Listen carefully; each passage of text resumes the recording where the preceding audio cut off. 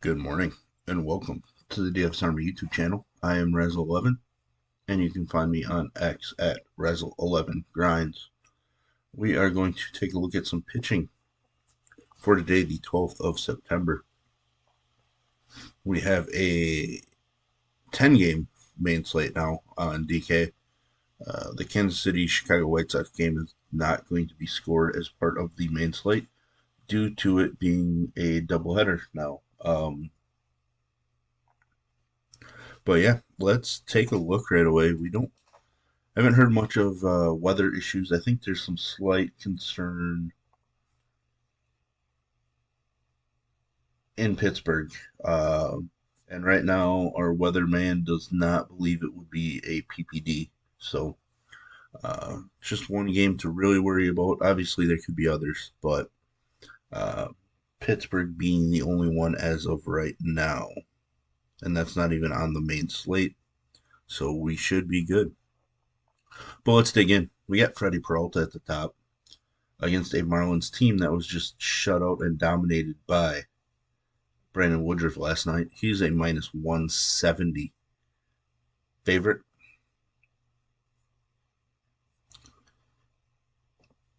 And he has been absolutely ridiculous at home. Does give up a few more home runs, but his K numbers are through the roof when pitching at home. Coming off of a little rougher start, K's dropped way down. Does get an extra day of rest coming into this one, which is definitely key.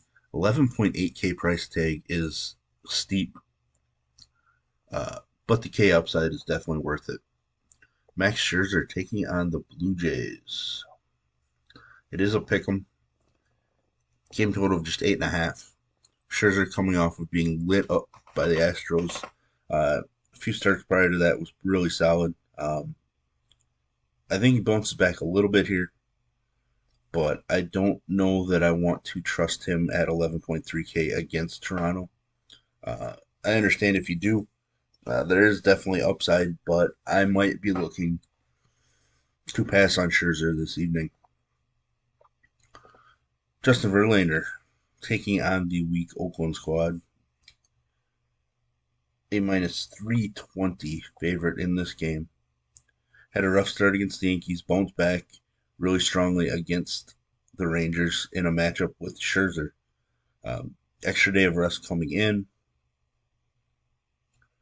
Has been phenomenal in 3 of his last 4 starts. Not a whole lot really needs to be said about Verlander. I think he's just a much better play than Scherzer is this evening. But that's just myself. Joe Ryan taking on his former team. This is a minus 130 favorite at home. He has been pitching much better at home. Coming off a blah start. I believe that was the game that they had a rain delay in the second inning. He did return, but that might have limited him a little bit. He's not throwing a ton of pitches right now. Last 3 is obviously 80, 74, and 89. There's definitely upside. Uh, I wouldn't be shocked to see them limit him to the 5 inning range as the season winds down, and obviously trying to keep him fresh for the postseason. But there is upside in this matchup against Tampa Bay. I know Tampa Bay's offense is one that we weren't targeting for the first quarter of the season, uh, but there are a few more outs now. There are strikeouts, etc. So Joe Ryan is an interesting GPP option for us. Michael Walker taking on the Dodgers. He has not been as strong on the road. He certainly can get it done. I just don't really want to pay 8,900 for a pitcher taking on the Dodgers on the road. LA is a minus 160 favorite. Game total is approaching 10 already, so gonna have to pass on Walker. Ryu against Texas. I'm interested. He's been throwing the ball pretty well. Um, just not massive upside really, and obviously Texas is a dangerous squad. Uh, I did mention the game was a pick'em against Scherzer. Game total of just 8.5. So Ryu is certainly interesting. I just don't know that I'll get there. because I'm not sure if he has the upside we actually need in this matchup. Lance Lynn was dominant against San Diego the first time he faced him. He's coming off of a couple of really bad starts. One against Atlanta, which is to be expected, but the one against Miami was not expected at all. Home runs have gotten him over his last three starts, and that's definitely dangerous against San Diego. They hit a handful of home runs last night, uh, so I'm probably going to have to pass on Lynn, but I am at least somewhat interested uh, in him. Uh, he's probably going to end up just like on the borderline. I may end up just stacking San Diego a bunch, and then going with Lynn like 10 to 15%, just because I know what he's capable of doing in the matchup. Edward Cabrera has been following an opener. Beat the Dodgers his last time on the mound. He's going to follow an opener again against the Brewers. Big worry for me is walks. Walks can come out of nowhere and bite us with him. Big time K upside if things come together. I am interested because I like picking on the Brewers. Game total just 8 in this one. I know they got to Luzardo last night.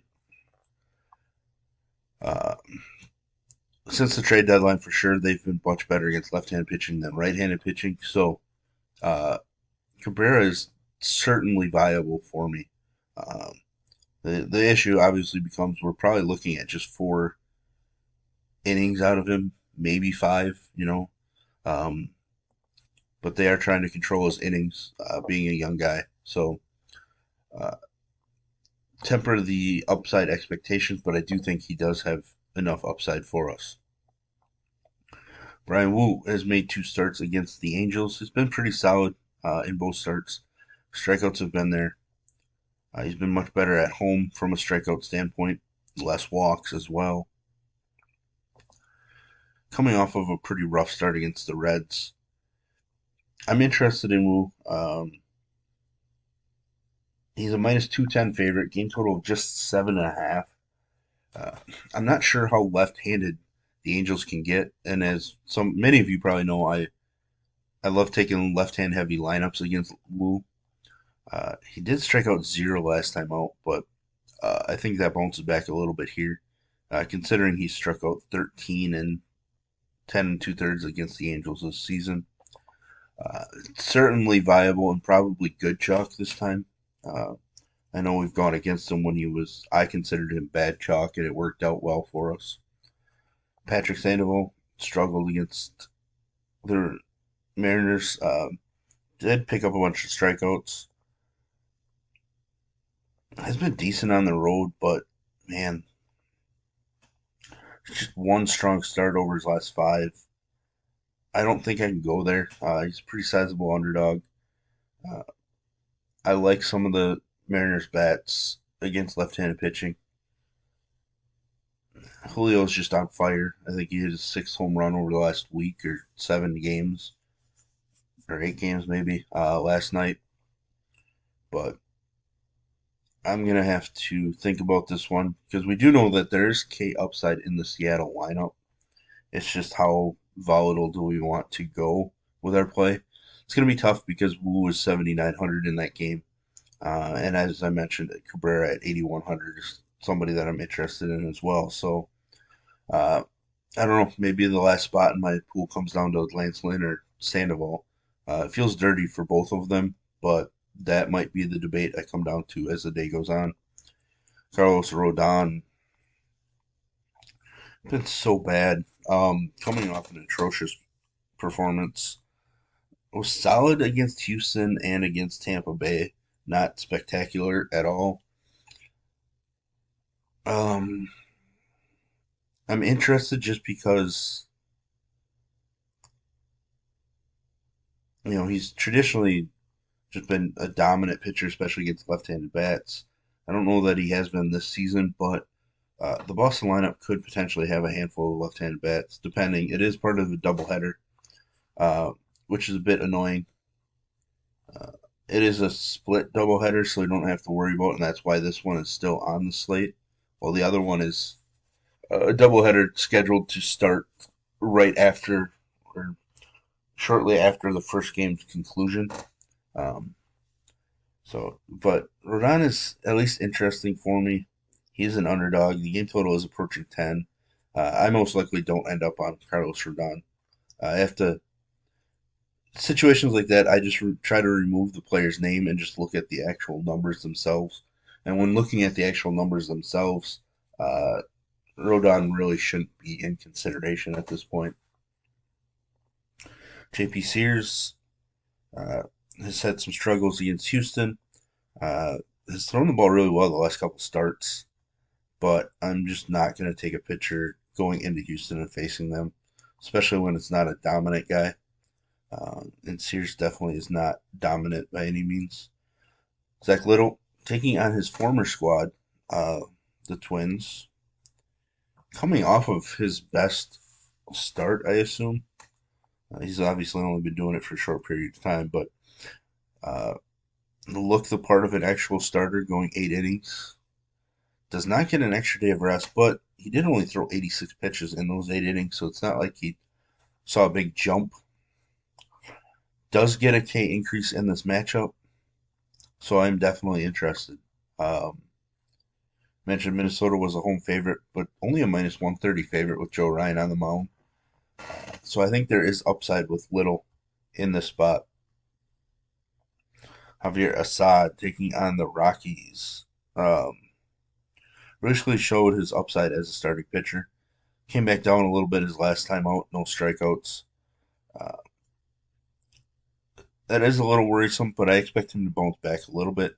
I just don't expect 7 strikeouts from him as a starter.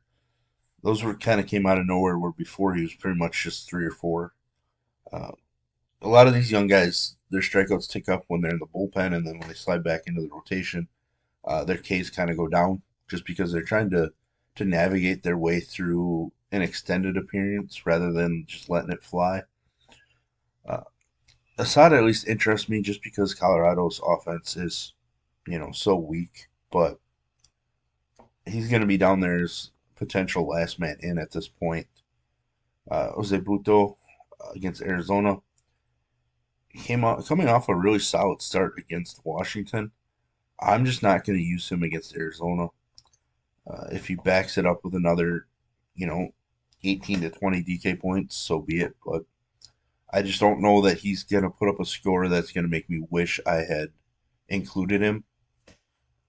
And I obviously like the Arizona squad a little more. The game is a pick 'em with a total of 10 at this point. Ryan Nelson on the other side, no thank you. Cutter Crawford, I mentioned him yesterday as being a potential option against the Yankees. The game was rained out. He is a minus 130 favorite against Rodon. Game total of 9.5 though. But I do think there's upside in the matchup, and he did dominate against them the first time he faced them. The big issue being that he is at home and his home numbers are atrocious. Shamanaya, I don't really know. They could, who knows if he'll actually start or not. I don't really know. We're gonna have to pay attention. Um, and it's not like he's gonna go super long in the game.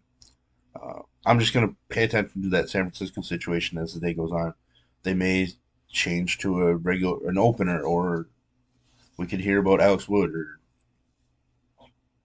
I don't know if Ross Stripling is healthy, or Jacob Junis or whatever. So uh, I'm obviously interested in pitching in that San Francisco ballpark. It's just a matter of being able to trust what they come up with and what they state. So, and then Cal Quantrill, the opposing side, coming off a strong start against the Angels, I'm interested against this Giant squad. So there we have it. There's the first look at pitching. If you enjoy what I bring to you, please hit the like button, hit the subscribe button, turn the notification bell on to get the alert anytime we drop videos here at DFS Army. And if you want to join us, get access to our coaches, tools, sheets, Discord, I'll put links in the description below. You can use promo code RAZ, that's RAZ, for 10% off. And as always, best of luck, everybody.